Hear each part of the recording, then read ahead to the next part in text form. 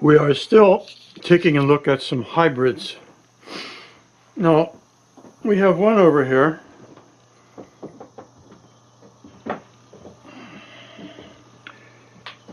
This one here is called Egbert. Egbert is actually a computer. It hangs on the wall there. A genuine computer. And that's the hard drive in there. There's the power supply. The central processing unit is right in there. And all the other wonderful features are there. And right in the middle is a painting that I did once upon a time. And right in the eye is the camera lens from an old camera. And this camera, this computer is actually running. And this is what it's doing. It's showing a slideshow on the monitor of other hybrids.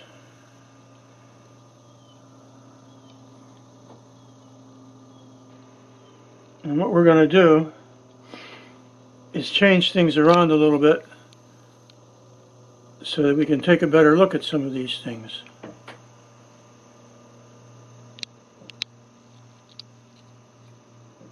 We are taking a look at a hybrid that I call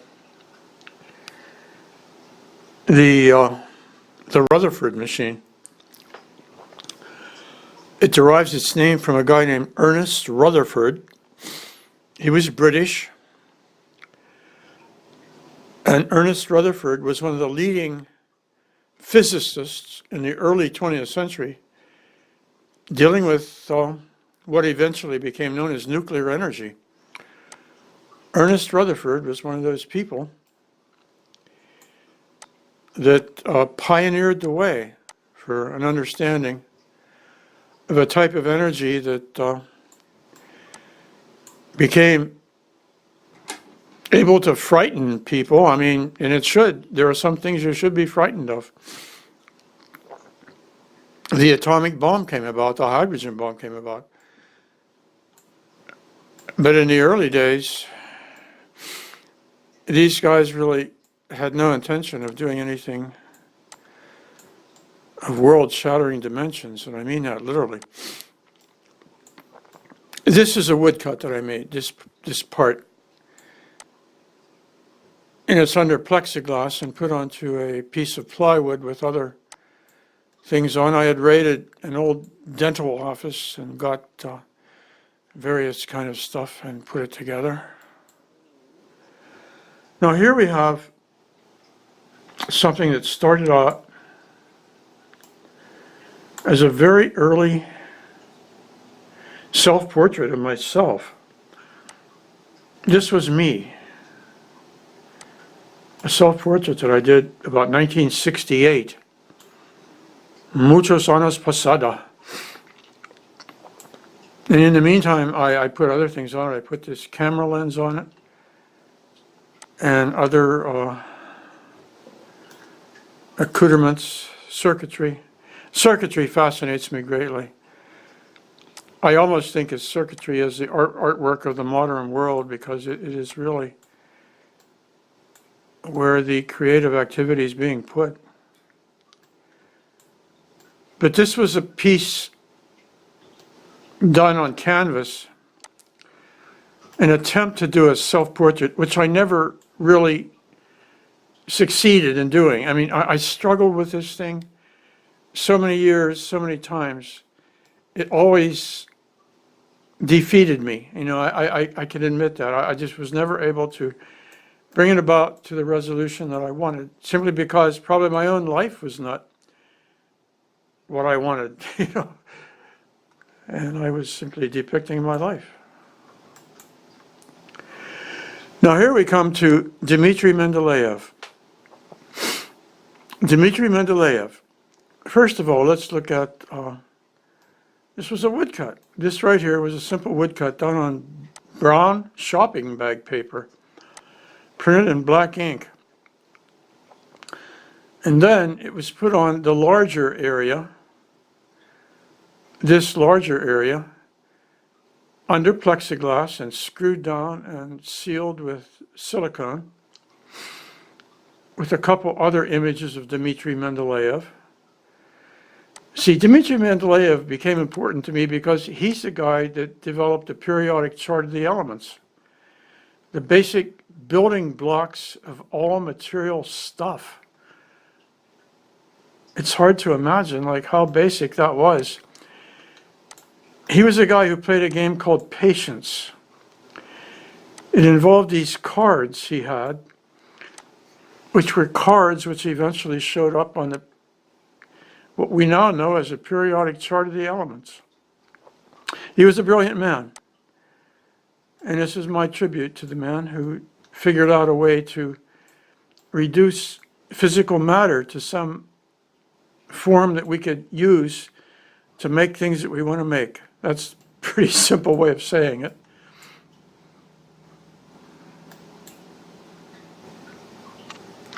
This one is called Moses and Cheeseburger. Not everything I do has very strong intellectual and potent reasoning to it.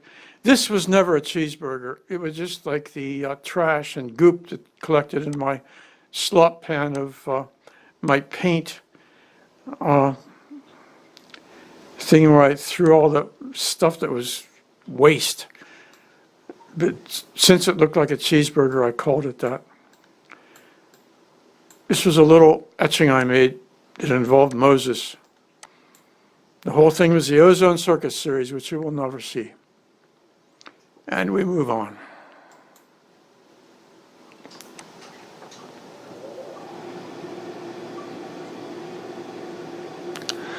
Okay, here we have a piece done on masonite, sprayed on also with a lot of other paint. Down here in the bottom was an etching that I put some color on. The etching derived its forms from a postcard sent to me from Northern Africa by a friend. And she had been traveling down there visiting Abdul Qadir, another friend of hers. And it was just a bunch of camels wandering across the desert, and I transferred it into this.